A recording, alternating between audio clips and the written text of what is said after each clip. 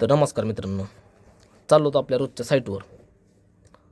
रुपेश आज खूपच खुश होता, कारण का त्याच्या भावाने त्याला कधी गाडी न देणार त्याला आज गाडी दिलं होतं. म्हणलं ठीक आहे.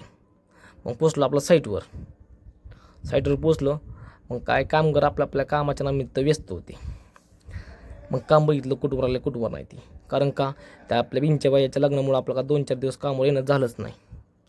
काम तर सगळं ओके झालं. फिनिशिंग बघितलं कामाचं कुठवर नाही ती, काम तर सगळं ओके झालं. थेट निघालो दुसऱ्या कामावर. मग मला फोन आला अध्यक्षाचा थेट. मग चाललो डायरेक्ट अध्यक्षाकडं. तिथं बसलो होतो उत्तम शेट बघूनच आपल्याला विक्ट्री केली. मग आले अध्यक्ष तिथून. अध्यक्ष मला बघूनच तिथून विक्ट्री केली. अध्यक्ष म्हणलं चला बंगल्यावर. मग बंगल्यावर गेलो आम्ही काय पर्सनल कामामुळे. मग तिथून जाऊन आपलं डायरेक्ट हॉटेलला आलो की आला वेटर तिथून.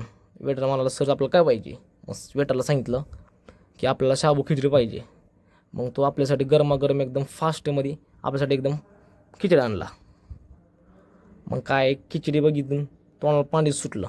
पटकन खिचडी खाऊन पटकन थेट निघालो आपल्या साईटवर निघालो. ऊन तर असला कडक पडलं होतं. कडक उन्हामुळे आपण काय डोक्याला आपण फेटा बांधलो होतो. फेटा कसं दिसते कसं नाही ते बघितलं होतं. मग ते निघालो आपलं साईटवर पोचलो. मग ते थांबलो 4 ते 5 वाजेपर्यंत. मग तिथून आला काय आपला आयुबाई आला माझ्यासाठी मला आपल्याला भेटायला.